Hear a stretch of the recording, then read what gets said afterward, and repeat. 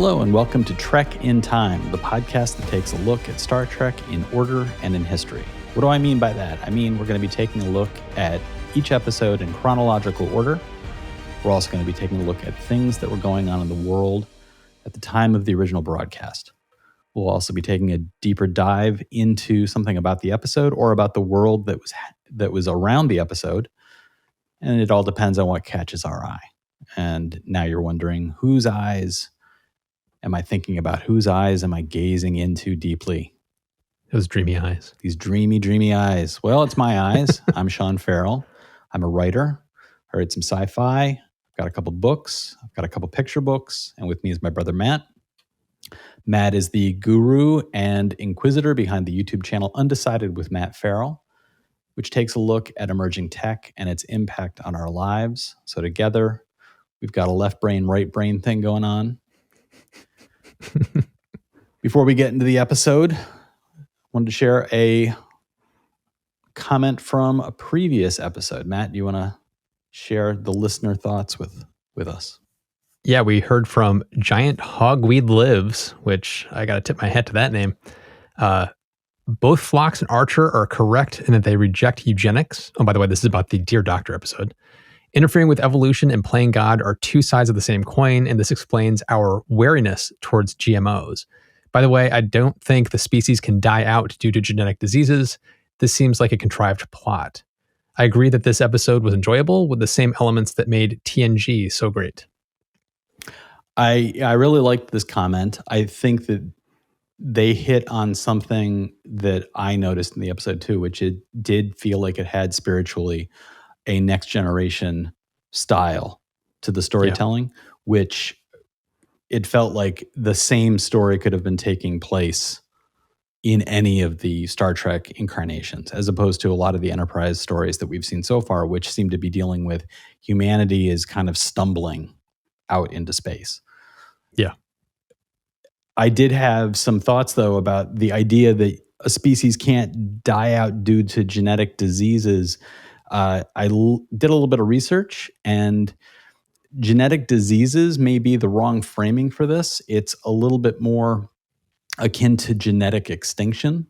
And according to what I found, genetic extinction is defined as the irrevocable loss of genetic diversity, which can occur after local population extinction, provided that some populations survived.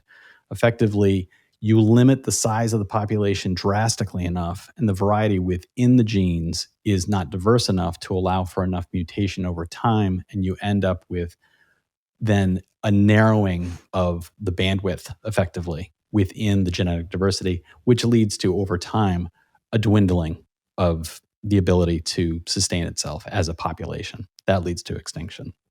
So it's possible that within the framework of this episode, you could say at some point in the past, there may have been some kind of mass extinction event in that one species of humanoid that led to a narrowing of their diversity, which then over generations has now created this cliff event of they're potentially now going to hit that point where it's going to be a tipping point. And I didn't get the impression that it was a manufactured science. It didn't feel to me like it was made up. That extinction events do happen, and they may not look like this because we are not aware of them happening among intelligent species like humans. But historically, extinction events can occur, and it wouldn't necessarily be something like an asteroid hitting the planet being the only cause of this level of extinction. Well, I mean, in the thing that you put in our notes is genetic variation doesn't rebound from a decrease as quickly as population size. Is this in isolation from, like, let's say you don't have enough genetic diversity and some kind of outside force hits you and you aren't able to overcome that thing, like a disease or something? I think it would because you don't have enough. I think it would be a sort of reverberation effect, where that would magnify the effect that was already taking place. One of the pieces of research that I saw was there's a lot of concern among environmentalists around certain populations of certain animals like cheetahs, where the population has hit a point where it's small enough that there's not enough diversity that even Yeah. if they keep cheetahs reproducing, their window is closing for actually being able to turn the corner and come back as a populated species. That Yeah. they may have passed a point toward extinction that can't be reversed. Yeah, the reason I bring this up is like this is existing. This is a problem that we're having with food. Yeah. There's one type of banana. Yeah. It's not going to take much to wipe out the entire banana population if a disease hits it. Apples is another thing. We used to have hundreds of species of apples, based on all different regions of the world, and now we're down to something like less than a dozen. Yeah. And so it's like it's going to be very easy for the apple population just to be wiped out by a disease that could just ravage it. Yeah. So there may be a point in the future, 50 years, 100 years from now, where bananas and apples don't exist. It's like there is the possibility of that happening because there's not enough genetic diversity. Yeah, I know that the what we grow. Banana research is including trying to figure out how to take there's a certain disease that impacts the bananas that we eat, but it doesn't impact a banana that we don't eat because that banana is not palatable to us and it's not easily digested. And there's research going on trying to figure out how to splice the disease defense markers from the unpalatable banana, but keep the palatability of the bananas we eat and consume. And the same research that I saw around that linked back to the fact that there used to be a different type of banana that people used to eat, which is now gone. Right. It's just, it disappeared. I think it was some point in the 30s. Mm. So today's episode is Shuttlepod 1. This episode was directed by David Livingston. It was written by Rick Berman and Brandon Braga, and it aired on February 13th, 2002. It had 5.3 million viewers, so it's a little bit down from the previous week. But at this point, the show was competing with a little thing called the Winter Olympics in Utah. So you can't really blame the show for the fact that a event as large as the Olympics was going on. And what was the world like when this episode aired? Well, once again, and we won't throw any shade at Nickelback, How You Remind Me was the number one song. The number one movie this week was Collateral Damage. It brought in 15 million, which is not a lot, but considering that February is typically the movie graveyard where movies are shoveled in that Hollywood doesn't know what else to do with.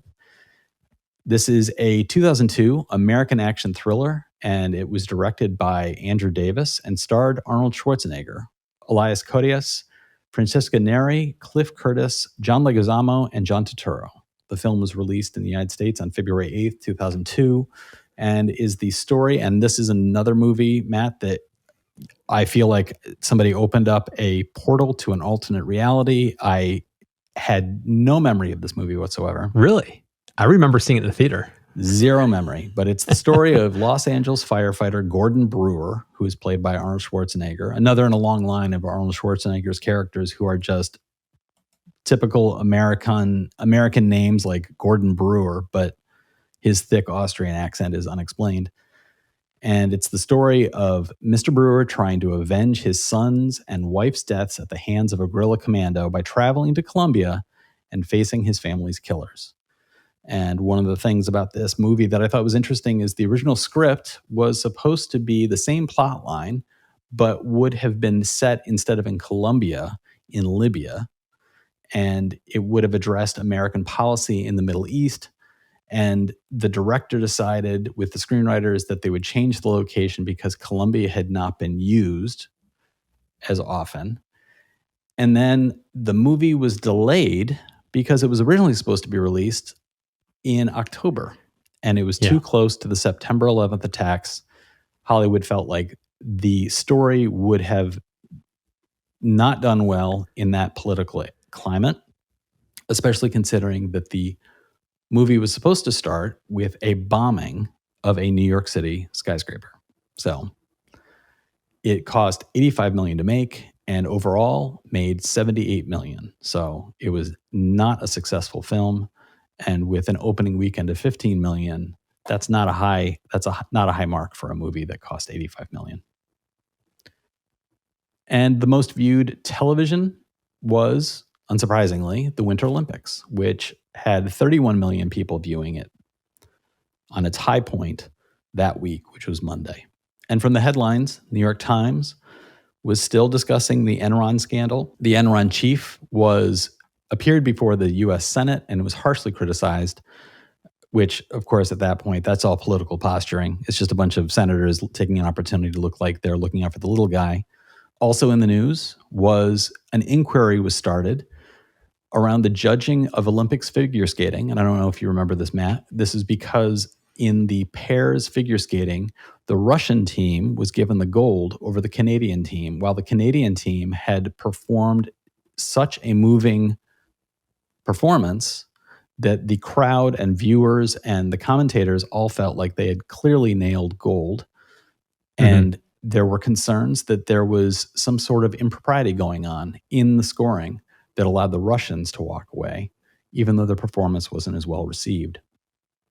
I remember that. And finally, also in the news on the front page of the New York Times was Colin Powell stated that the U.S. was looking for ways to topple Saddam Hussein. This is February 2002, just a few months after September 11th. But the Bush administration was already looking for ways to take out Saddam Hussein. And this will go contrary to the arguments made much later after we actually did invade Iraq and end up not finding any sorts of weapons of mass destruction. Retroactively, there would be lots of arguments saying, no, the invasion of Iraq didn't have anything to do with 9/11, but clearly it was already on people's minds because it started so close to the event. And the last headline I wanted to talk about was a story about Slobodan Milosevic, who was being tried for effectively war crimes. The chief prosecutor of the United Nations War Crimes Tribunal accused the ousted Yugoslav leader Slobodan Milosevic of committing genocide and other crimes against humanity.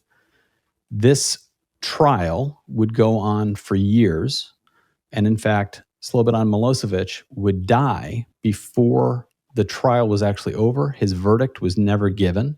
He died in March of 2006, and there were thoughts that he may have either been poisoned or slowly poisoned himself in order to affect his health in an attempt to be released to go visit his family in Russia, potentially in an escape attempt. It was eventually decided that his body was studied closely, and it was determined that there was no foul play. But at the time of his death, he was effectively living in what seemed like a high-end apartment at The Hague. He had his own fax machine. He had computer access. He had the ability to get a hold of medications at his own choosing. So it is entirely possible that something was going on and that they eventually just put things to bed. I just found that story, the fact that the war crimes trial was just starting when this episode aired, but it would be 4 years later that it would come to a conclusion with his mysterious passing. So back to the episode. Shuttlepod 1. Matt, you want to give us a synopsis? Sure. During a Shuttlepod mission, Commander Tucker and Lieutenant Reed become convinced Enterprise has been destroyed and that their prospects of survival are slim. Much of the episode takes place in a Star Trek shuttlecraft, obviously Shuttlepod 1. Shocker. Before we get into talking about the episode, man, I'm curious. I'd like to flip what we normally do, visiting our thoughts and opinions about the episode at the end. I'm curious, what was your overall impression of the episode? I'm curious what you're going to say, but I like this episode a lot. I tend to like ship in a bottle episodes, which tend to be just very isolated. And this entire episode is basically just two guys in a small little cabin for the entire thing. And it kind of gives actors a chance to kind of stretch their acting muscles, to have a little more character development. It's a little more, not slower, but like a little more deliberate in the storytelling than you typically get in a go episode where it's jumping around from scene to scene and place to place. I really prefer episodes like this where you kind of get a breather, a chance to get to know a couple of characters really well. So this to me, I love this episode. I thought it was great. Yeah, there were a lot of, in my research, I found a lot of reviewer thoughts and fan base thoughts that rank this at the at the top end in the big picture of Star Trek stories, that this is a very popular episode and people really like it. Which puts me on the outside looking in, because You didn't like it? I'm not crazy about this episode for very particular reasons. So I just wanted to get that out to see where you were, so that our discussion can be informed in that way. Because I think it'll be interesting to see what we both have to say about this. Right. So the plot, this episode starts on or about November 9th, 2151. Finally, we've hit that point where we actually know when the episode is happening. It's been a while since we had that. On Shuttlepod 1, Commander Tucker and Lieutenant Reed have been doing a weapons test. And for whatever reason, they were far away from the Enterprise in order to conduct their testing. And they sustained damage unexpectedly. It's knocked many of the systems of the Shuttlepod out, and so they are not able to communicate, and they are limping back to their rendezvous point with Enterprise. They're trying to get back there earlier than anticipated because of the damage that they sustained. And as they approach, they seem to have a rendezvous point that is in the middle of an asteroid field, which I'm curious as to why that was selected as a rendezvous point. But they get back and find an impact crater and debris. And there's one piece just large enough to be identifiable as part of the Enterprise. And they conclude that the ship has been destroyed. I'm going to take a break here now to interrupt and say, this is the first part that makes me scratch my head and say, they've recognized one piece of debris as identifiable from the Enterprise and immediately conclude that the ship has been destroyed. I get why they did, because they need to get to the heart of the story. I understand that. Yes. But okay. For me, that is not an issue.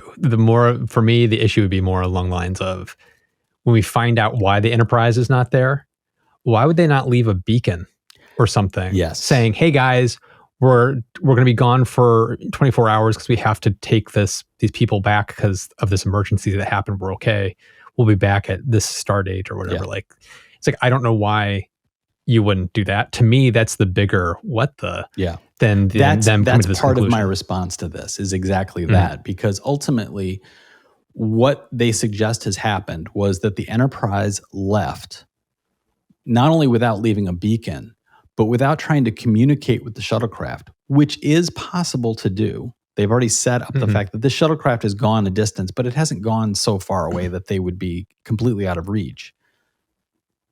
The moment that they would have tried to communicate with the shuttlecraft, we have to leave, and they got no response back, there now would have been tension aboard the Enterprise of, oh my gosh, we have to take these survivors to a different location. But at the same time, now we're worried about our shuttle. Yep. So there would have been that element. So to get to the point of tension of the show, which is clearly like, let's get two people isolated in a shuttlecraft, it feels like, for me, they set up a scenario that is so poorly thought out that I'm having trouble getting into the episode. That's my experience. Yes. I'm already tripping over, like, what do you mean you see part of one bay door and you just now know that the Enterprise has been destroyed? If there's no other identifiable part of the ship anywhere around, you just see a bunch of debris. And I know they tried to build in, well, there's enough debris there because the alien vessel that the Enterprise was trying to dock with has been destroyed completely. So they're looking at a massive debris field and seeing one piece that's identifiable, but it's just not enough to say, okay, from the Enterprise, they would be like, let's just leave that shuttlecraft behind. We'll be back in time. That doesn't make any sense to me. Yeah, it's the leaving them behind without a message that's the problem for me. But like you just pointed out, that crater was huge and it was filled with a lot of debris. They have no sensors. They're going off their eyes only. They see a number from Enterprise on the side of the thing. It's like, I can totally understand why they came to the conclusion they did. For me, that's not the issue. For me, the issue is the Enterprise would not have left them there without any kind of confirmation or message or something. Right. And for me, it would have been something as simple as when they we have a few scenes aboard the Enterprise showing their side of how they're taking these survivors to their planet and how badly they feel about the experience of these survivors, the tragedy of the loss of the ship. It could have been one simple line from Sato from Archer to say something like, did the beacon get deployed to let the shuttlecraft know where we are? And then on the shuttlecraft, they're saying our sensors and communication are completely down. Correct. It would have taken like 2 seconds to come up Yes. with we left Yes. a message behind. Did it go out okay? And Sato's like, yep, no problem. As soon as they get within certain range of the rendezvous point, they're going to hear that we are going to be back by such and such time. And then aboard the shuttlecraft, they're saying, we have no means of communication. We have no sensors. They have no idea the beacon is even there. Correct. And then when they finally do get their communications up and running days later, the first thing they should have heard was that beacon saying, yes, we are leaving. And then they would have yes, been like, oh my God, the Enterprise hasn't been destroyed. It's on its way to this other planet. They're never going to get back in time. You could have had the same tension, but explain it. And that's where I have a lot of the difficulty in this.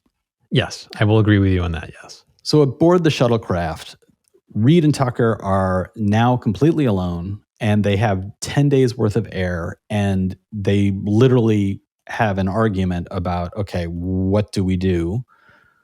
Tucker orders Reed to look at the stars, pick one, and start going in that direction in the hope that they will get to a point where they can either communicate with somebody on a planet somewhere, or maybe they will pass somebody who's traveling in space. But it is a argument that is revolved around, do we just sit here and spin our wheels, or do we try to go somewhere where we can find people to help us? Reed is immediately pessimistic about their chances, and Tucker keeps himself focused on making the ship work. And Reed is completely shutting down. Here is the next big hurdle for Sean in watching this episode. The selection process of the crew aboard Enterprise, which is the flagship of Earth's Starfleet. How could a security officer have a personality that is so fragile that the moment that the no-win situation presents itself, completely bottoms out and takes the approach of, well, we'll just sit here and die. That is the appropriate response we should have. I had a lot of problems with Reed's response to the situation and the through line of his response through the entire episode. Oh, I didn't. The initial response, yes, I was kind of like out of character for how quickly he was just like, oh, we're just going to die. There's nothing we can do. But when he was going through the rationale of like, we'll never get to that planet. It's too far away. We'll never get over here because it's too far away. There's nothing we can do. There's no place we can go. I took it as it was within his character that we've seen all the way up until this point, because he's always been this very rational, pragmatic voice in the show. And so it's like, it felt very rational and pragmatic of, why are we going to waste all that energy and time trying to get over to the planet when we're not even going to get close to it? So it's like, I had no problem with it, but it came across as a little nihilistic. His response was a little too over the top for that immediate response. But the reason why I'm saying I didn't have a huge problem with it was by the end of the episode, there's a kind of a loop back, a tie to why he ended up having that passionate response. I don't want to talk about it now, but he explains why he's been doing what he's been doing at the end, near the end. And it's like, it kind of ties everything together for me, where my reaction at the moment was like, that's a little too, oh my God, we're all going to die. But you can understand by the end why he was having such a hard time with it, in my opinion. So we'll get to those reasons later on in the episode. But for right now, as we just mentioned previously, the Enterprise is having their the conversations aboard with Archer and DePaul, discussing what happened with the Tesnian ship that they were trying to dock with, that there are only 34 survivors from the other ship. They are taking them back to their planet. It's going to take them 20 hours, Mayweather reports, to get to the other planet, and then they'll return to meet the shuttlepod. They have no idea the shuttlepod is already at the rendezvous point. And this loops back to what Matt and I just discussed. Like, you don't leave a note. You don't leave, like, just use your phasers and write in the side of the asteroid BRB. You know, like, they could have done anything, but they didn't. They think everything is fine, so they've left.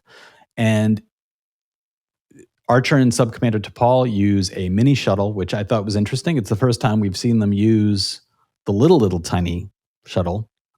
Mm-hmm. They fly around the bottom of the ship. They are looking at the bay doors that have been effectively just blown out by the explosion of the other ship. And it really sets up like the attractiveness within Star Trek of the transporter technology, the ability of ships to come alongside at a safe distance from one another and not have to worry about the technicalities of this kind of docking maneuver. They were trying to dock with another ship when there was this accident. And it really kind of demonstrates a technological advance that was a very silent safety thing. In all the other shows in the future, all the episodes that are supposed to take place after this, where you see the people transporting back and forth and it's no big deal. Like, here in this world, they were choosing a thing that was ultimately more dangerous because of familiarity. They were using shuttlecraft instead of using the transporter. It's at this point that T'Pol reveals that she is beginning to speculate that it might have been a microsingularity that was the cause of the damage to the other vessel that led to the explosion. And this is a minor point in the big picture of the episode, but I couldn't help but wonder why Archer was so dismissive of this idea. He kind of teases her around this thing, saying like, well, Vulcans have speculated about microsingularities for decades. And it seemed a little akin to if somebody had teased him about humans' ability to go into space on deep space exploration. It really seemed like, look, just because you don't have proof of this thing doesn't mean that their research into it or her speculation that it might have had an impact. I think you're reaching now. It's like my take on that was, it was just the tables have turned. It's like the Vulcans are like, time travel is not possible. And they're very dismissive of anybody that says time travel is possible. And Archer was like, I talked to a time traveler in the episodes, with the whole time stuff.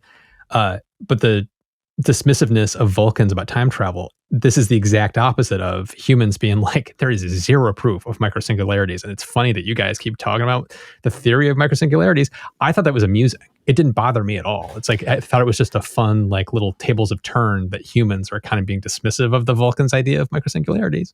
But your description there of that issue underscores for me why I don't think Archer would have been dismissive in that way.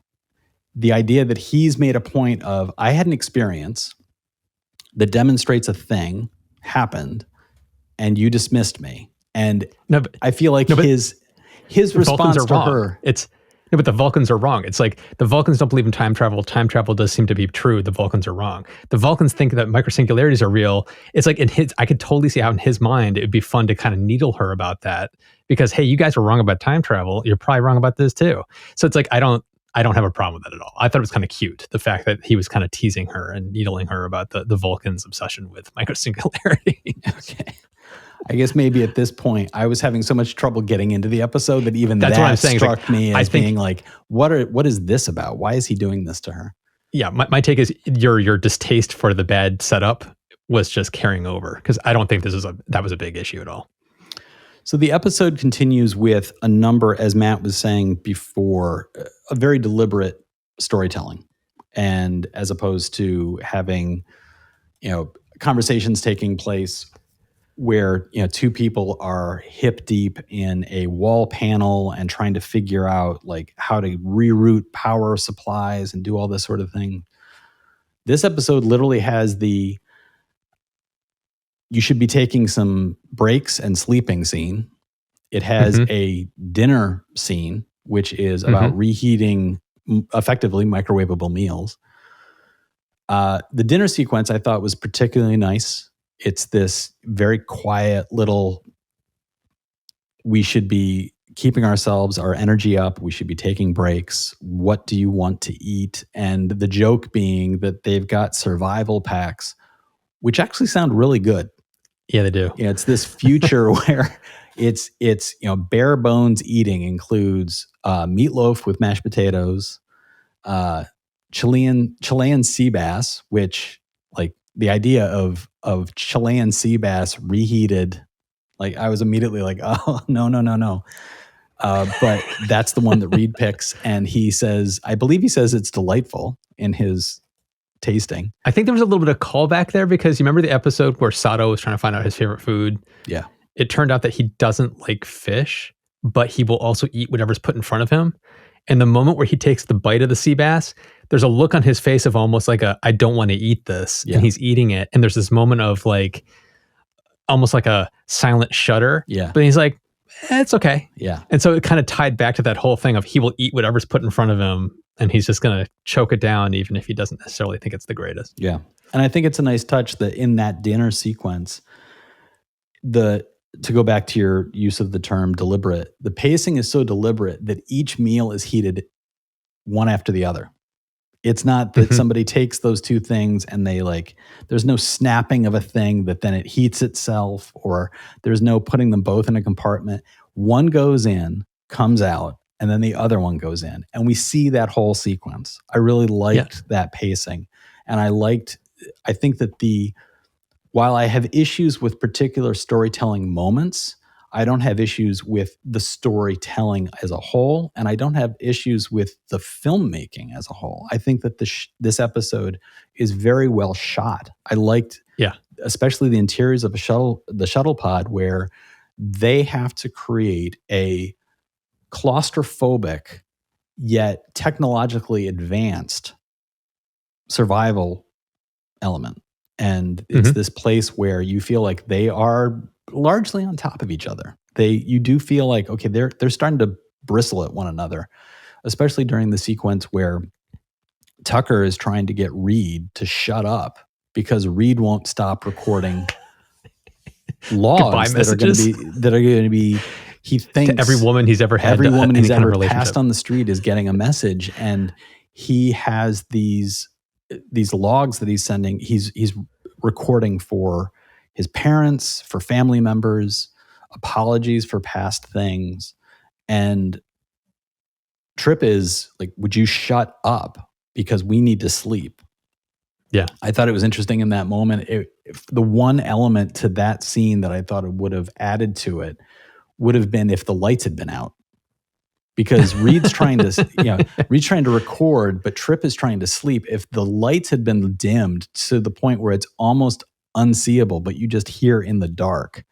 Yeah. Like you could have had a very nice comedic moment of a very dark Shuttlepod, very clearly meant to be a sleeping moment. And suddenly you hear Reed's voice say, "Dear mother and father." Like it could have been a nice, comedic punch in that moment.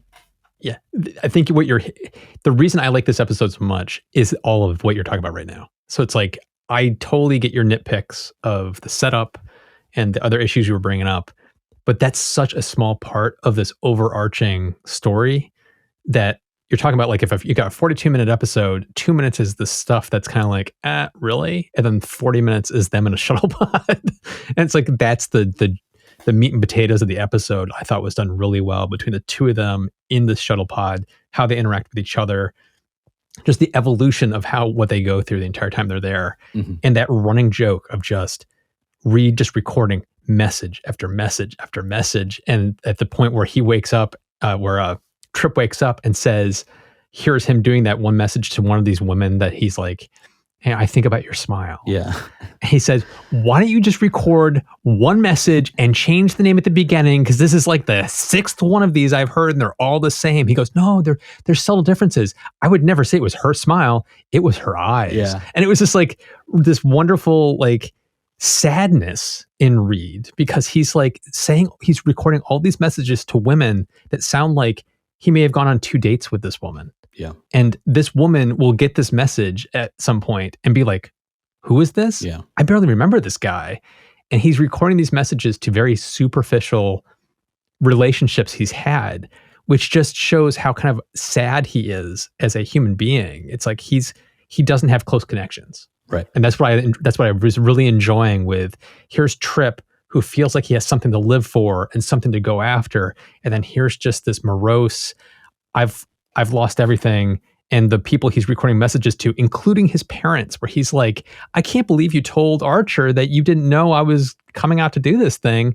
I told you this stuff. Yeah. It shows that there's a disconnect between his family relationship is fractured, and then the relationships he's recording messages to are so superficial. It's like, oh, Reed, I feel so bad for you, Reed. Yeah. I love that aspect of the character development. Yeah. For me, all the parts that you're referring to as being like the meat and potatoes of the episode and the heart of the episode, I agree with. And for me, the problem is that the setup and some of the particulars of the moments were completely unnecessary to have these moments. Imagine if the story was the shuttle is going off to do its thing and the Enterprise is going to be doing something else. They have a plan for a rendezvous at a later point. The shuttle has an accident at a deeper location and loses its ability to travel and communicate and do everything like that, and is not coming back and finding a rendezvous point. They're just lost in space. They're just trapped out there. And then the Enterprise is called away for an emergency thing where they're en route to this emergency response, which is clearly a critical moment. And Archer then finds out they've lost contact with the shuttle. And now he's at a point of, as captain, I know I have to go do this thing because I'm talking about saving dozens or hundreds of lives, as opposed to the two people who signed up for dangerous duty and are in a Shuttlepod. And I just need to make sure I do the first thing first, and then I can go back and find them. You could have had all of the same moments on the shuttle that they have without it being this kind of weird, like assuming the Enterprise has been destroyed. Like that doesn't add, them thinking the Enterprise has been destroyed doesn't add anything to what they do on the shuttle. I disagree, which we'll get to when we get to the end. I disagree with that. But I do agree the setup was not well executed. Right. But that's like 2 minutes of storytelling. And I kind of give them a pass on that because the rest of it I thought was so good between the two of them in the shuttle. So the next step is that the shuttle pod now experiences a micro-singularity impact where it passes through the ship. I think it's a nice element of danger where it passes through the ship and creates two pinholes in the fuselage that if it had passed through either of them would have killed them. And the idea that there are these things out there that have that potential for danger is a really nice element added to the story at this point. And they have I think it's probably one of my favorite scenes in the episode where the MacGyver scene. Yeah, they end up having to use mashed potatoes to plug the holes, and it's a whole the moment of how do you even find the holes, and Trip releases the nitrogen into the air so that it produces a cloud and they can actually see where the gas is being sucked out of the ship. This, of course, impacts the amount of air that they have left. It's damaged one of their oxygen containers and they have less than 2 days air left at this point. So now they've entered extreme survival mode and they decide to lower the temperature in the ship to a few degrees below freezing, which will then help them conserve power on the air recyclers. So it'll give them a little bit more time.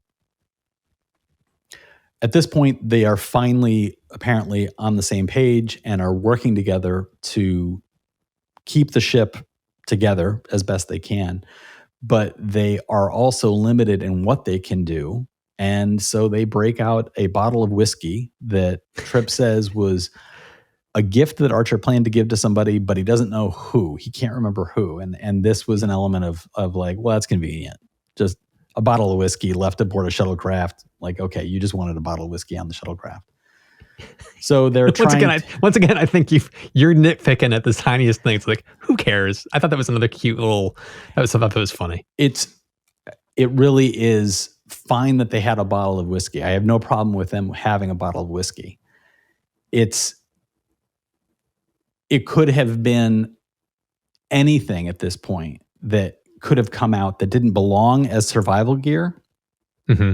And my response was going to be the same. I'm like, oh, come on. Like, Mm-hmm. It was getting through this episode for me was a really kind of a bit of a chore at this point, because the scenes that worked for me, there weren't enough of them. And we actually glossed over one of the scenes that I did want to bring up. So we'll have to kind of loop back to it now. There's a dream sequence. Yeah. Okay. This is where I'm going to agree with whatever you're saying, because I thought this dream sequence was tasteless. This episode doubles down, and I mean literally doubles down. There's two scenes around T'Pol where Reed first dreams about her, and the dream is presented as they think they're in danger. They are arguing about taking a break. They go to sleep, and then Reed wakes up and is back aboard the Enterprise with Archer and Phlox and T'Pol. And Archer and Phlox both disappear. The conversation is very clearly one-dimensional. So it's not a surprise that he is asleep. Mm-hmm. And they get right into it with T'Pol sitting beside Reed in the medical bay, and she just begins to hold his hand and lean in close and respond to his jokes. And there's very clearly a sexual tone to the whole thing. And as Matt said, it's tasteless. It didn't have to be sexual at all. It didn't have to be sexual at all. It could have been she shows up and brings him. She's like, oh, and I'm glad you're feeling better. Here's a Chilean sea bass. She could have handed him. It could have been any kind of weird moment that could have broken out. Part of the thing that I thought was, there's a tie back at the end of the episode, but the way she starts giggling and laughing in his dream, and he keeps saying stinky, and it's making her laugh. It's like they could have had something like that. It just didn't have to be sexual. It could have been T'Pol standing there saying something to him, and then he made a response, and she smirked, and he was like, wait, did you just laugh? Right. And then he could say the thing again, she could giggle, and then he could have woken up. Right. It's like it didn't have to be sexual at all. It could just been a quirk, because like Vulcans don't laugh, so here she is laughing in his dream. That's totally fine. But the fact they made it sexual was completely tasteless. So the two of them are drinking the whiskey that they found. They are huddled under blankets. There is a gallows humor tone to the end of the episode where Trip at this point has, like, there is a list of boxes. I've checked them all. There's nothing else we can do.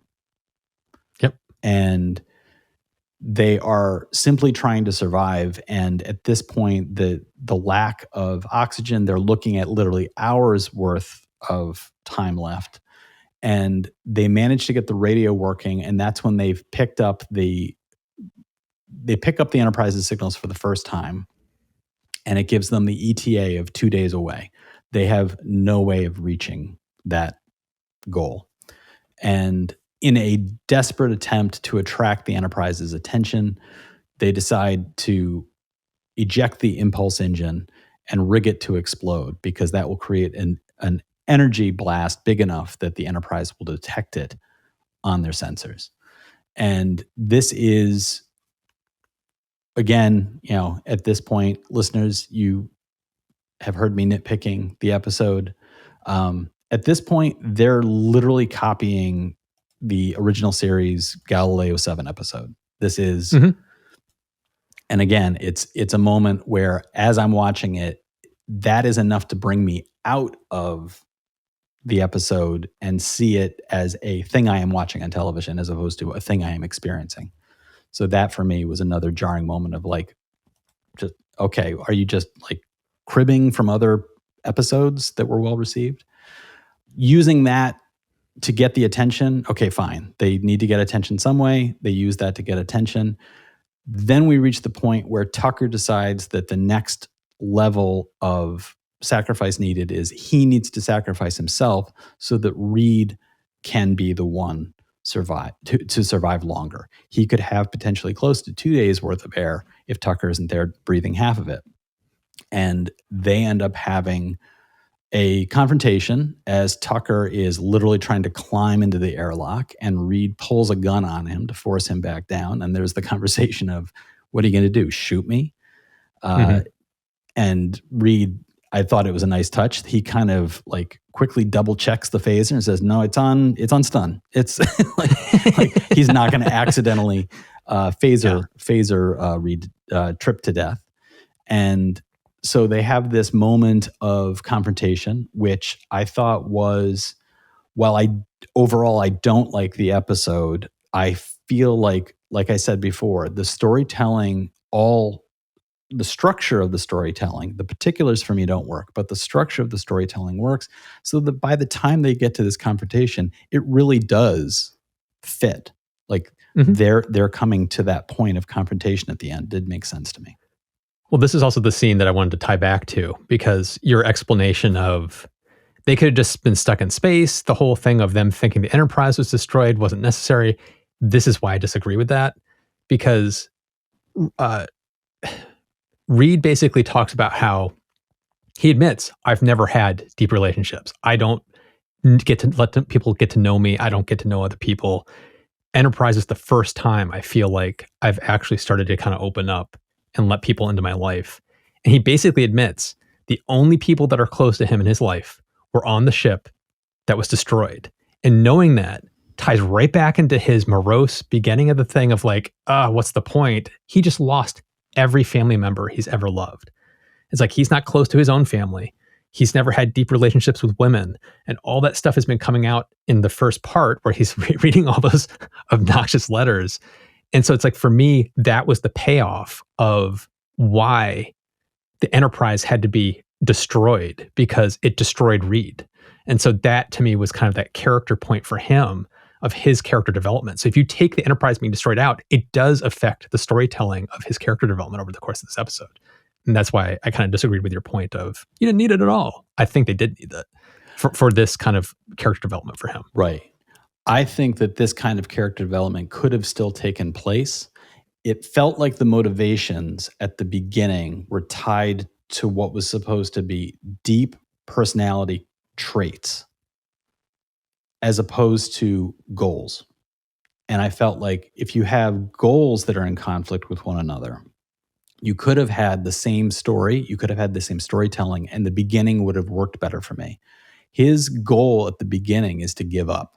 And that to me doesn't sit properly.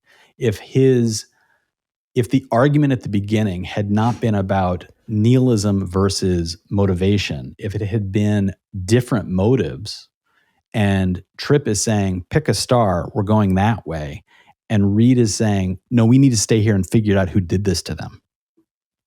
We need to figure out who did this. And he wants to investigate this damage. If they had initially gotten there and said like, oh, that looks like the Enterprise has been destroyed, but there's also alien stuff over there. Somebody attacked them. Somebody did this. If Reed's immediate response is they were attacked, they were sabotaged, and if they're in a location where they're waiting and there's another alien vessel coming along, and Reed's entire thing is like, what can we do?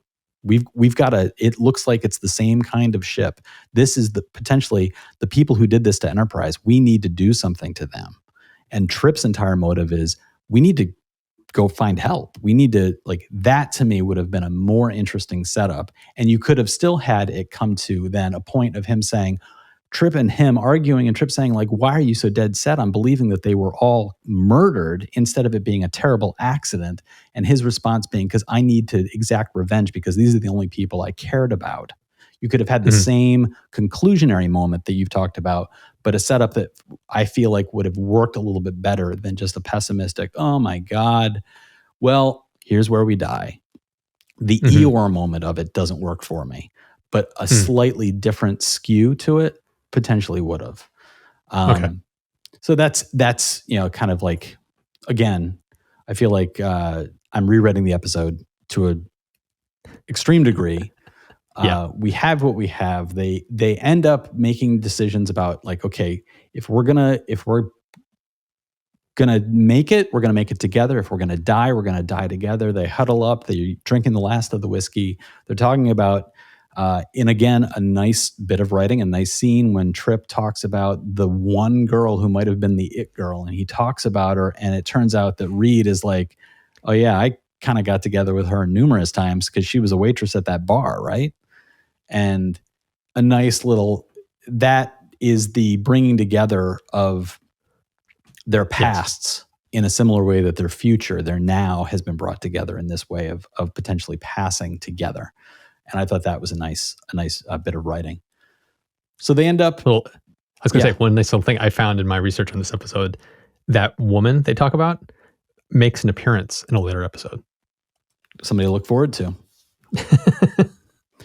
And the whiskey is finished. They end up falling asleep.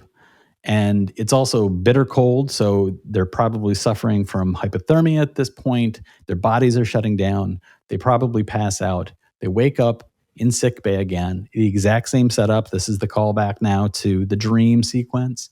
And we have the same setup where Archer and Phlox are both like, blah, blah, blah, you're doing okay, we got you back. And then Reed and T'Pol have a moment. Another element of this that we've passed by, just like we passed by the original dream sequence, before they are found, they have a conversation about T'Pol's butt. This is the whole tasteless. Anything with the T'Pol stuff in this was just tasteless. This is the entire time the conversation is going on. I'm like, can we not objectify your sub commander on your ship? It's like that. It was like, what are you guys doing? Yeah, this is the definition of harassment in the workplace. This is a conversation that, as Reed is pushing this would be grounds for Trip to go to HR and say, he was making me feel incredibly uncomfortable in the way he was talking about a superior officer. This is not good. This is toxic behavior, and it should not have happened in the writing. It shouldn't happen in the real world, but it shouldn't be portrayed in the way that it is in this episode. So thumbs down for that.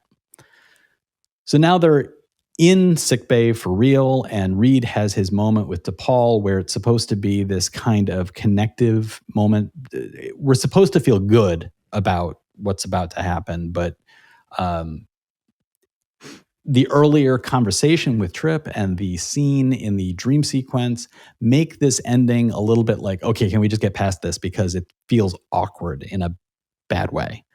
But it is supposed to be the kind of coming together of Reed is reunited, as Matt has pointed out. This is the family that he feels he didn't have.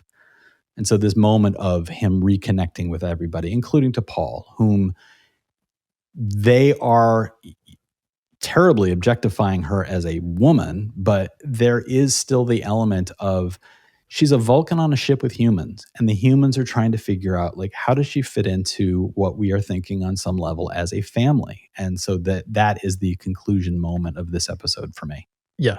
The end where I agree with you that the callback to that previously uncomfortable dream he had earlier is problematic, but I also liked this moment because it was clear to me, my interpretation of it, that Reed was testing to see, is this a dream or are we really rescued? Yes. And so when he tried to get T'Pol to kind of go down that dream path again, it wasn't that he was hoping she would. It was, I'm trying to make sure that I'm not dreaming now. I really want to be back. I have to confirm. And when she basically says, like, whatever, and walks away, he gets that little smile on his face of like, oh, I'm back. Things are normal. It's like I loved the fact that he was probing to make sure it wasn't a dream because he really wanted to be back with his family, which I thought was a very he absolutely in that moment is testing, am I dying and don't realize it?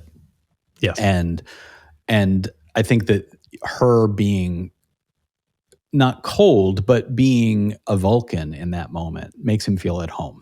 And so that for me is the nice moment of like, this is the family. This is the adopted family he's been trying to craft. And he doesn't need warm, touchy feeling.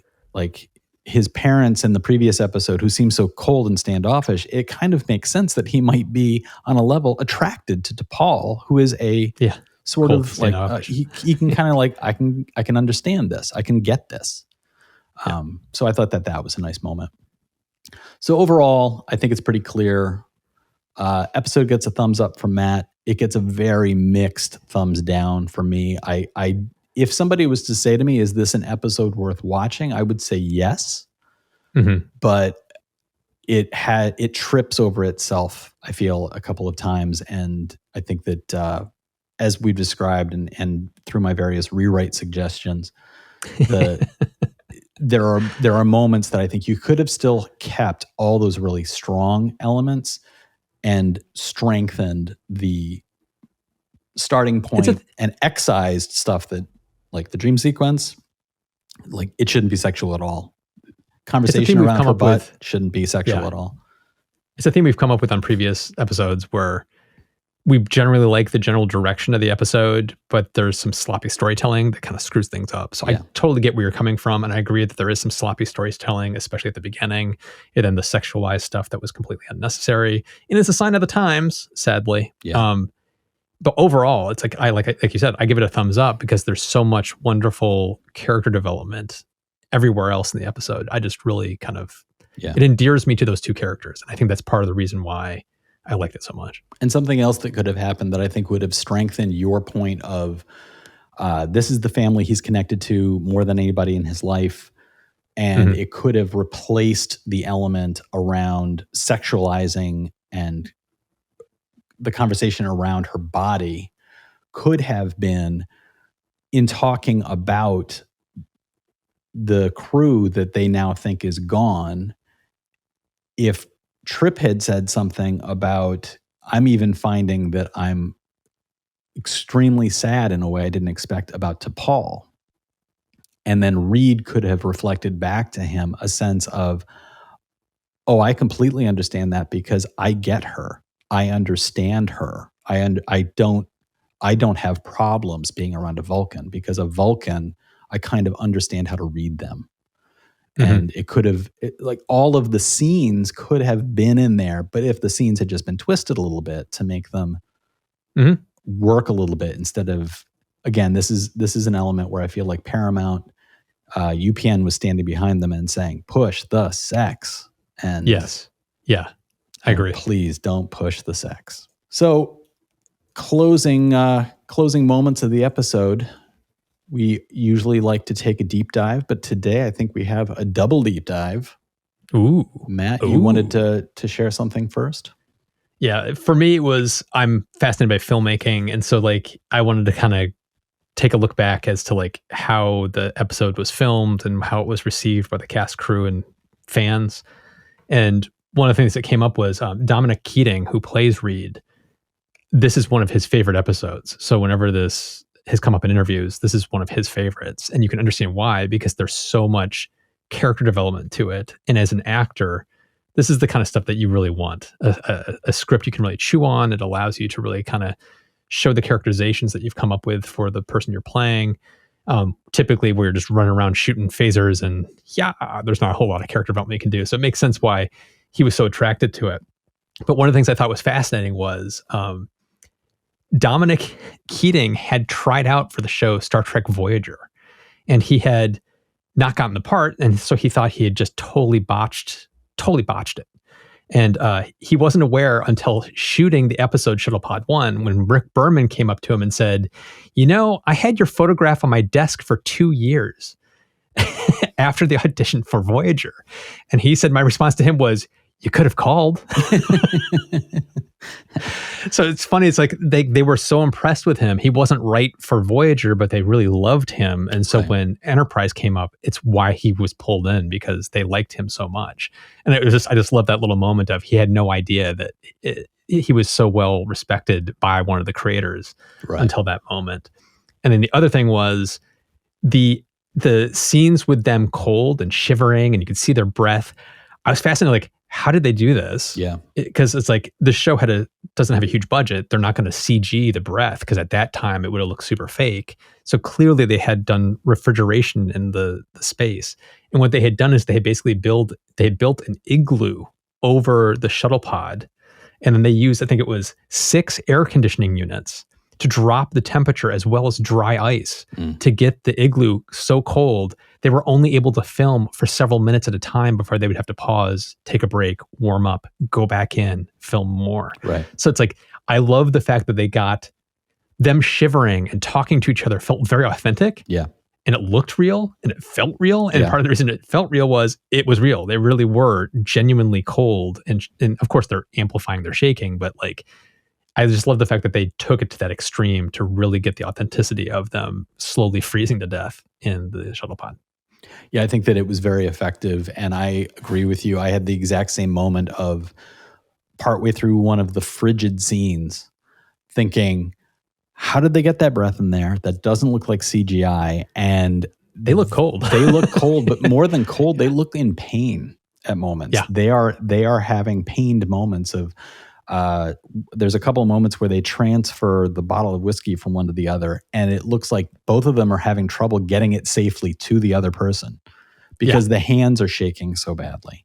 And I'm sure they did magnify that, but there's also an element to it that they don't look comfortable like by any stretch of the imagination. Like when one of them gets up to go to the bay to see how much oxygen is left. I think it was Reed that gets up. When he gets up and he's shuffling over to the control panel, the way he was walking and moving and then trying to keep his hand in the blanket as he's punching, it didn't feel like just pure acting. It felt like he was trying to actually keep warm, and it felt very real the way he was doing it. So that's what spurred me to look into, like, how'd they film this? Because that looked real. Yeah. For me, the deeper dive I wanted to go into was not about the episode itself, but about something that I think is a story that is a similar story, and it touches on, in my rewrite envisioning of this episode, I mentioned if they had not been set up at the beginning as demonstrating core personal character traits, but having different motives that would be coming into conflict with one another, I felt like it would have worked better. There's a TV movie from 1996 called The Cold Equations. And I think that this movie actually does do what I'm suggesting this episode could have done. And this movie starred Billy Campbell, who people will remember from The Rocketeer, and Poppy Montgomery and Daniel Roebuck. And Daniel Roebuck plays a smaller part. There are a few other roles in it, but for the most part, this is a 2-person story, very similar to this episode. And The Cold Equations is based on a short story that was written decades earlier. And it's the story of Campbell plays Lieutenant John Barton. He's sent on a special mission to deliver medicine to a distant mining colony, and he's infuriated to find Lee, a stowaway, aboard his aircraft. And the issue is, the movie crafts a future, which I think we are identifying now in things that are being developed in our current lived experience around 3D printing and space travel. The efficiency of space travel in this future is that the craft is given only enough fuel to match its precise needs. So when he discovers he has a stowaway, she has added weight, which is throwing off the entire travel ability of the spacecraft to be able to land safely on the mining colony. And they have roughly a day to figure out what to do. And he is immediately, as soon as he reports back, I've got a stowaway, he's immediately ordered by his commanding officer, you've got to throw her off the ship. And so it becomes a morality play of the two of them. He has been ordered to kill her, and he's looking for any way to avoid that. And they have not conflicting character personalities, but they have different motives. His is he's supposed to do a job. She's looking for a better life. And those two things have come into conflict. This is a movie that I remember seeing close to when it originally came out. I probably did see it at some point in the late 90s. It was originally broadcast on Sci-Fi Channel, and it is available now if anybody is familiar with Pluto TV, which is a free television streaming app, and you can get it for game consoles, you can get it for Roku, you can get it for, I believe, uh, most streaming devices would have the ability to get Pluto TV, or you can just watch it on your computer or even on your phone. And after watching the episode Shuttlepod 1, I ended up looking for Cold Equations. I remembered the movie. I looked it up. I saw it was on Pluto TV, and I ended up watching it the other day. And it is very much a made-for-TV movie. It feels dated in that way. It feels like a made-for-TV film. But I think it does a really good job telling a story. And the acting between the two leads, who are going through all the levels of first anger and then bonding and then hesitantly realizing that one of them has to be doomed because of the situation, they do a really good job with it. And it feels to me like you could take that movie and perform it as a two-person stage play, and it could be extremely compelling. So I think it's a good movie to check out, and I recommend that to people who were fans of this episode. I think it's worth checking out, and I would love to know, I guess my closing question is, are you familiar with the Cold Equations? Have you checked it out? Or if you do check it out, what do you think about it? Let us know. Matt, do you remember that movie? Have you seen that?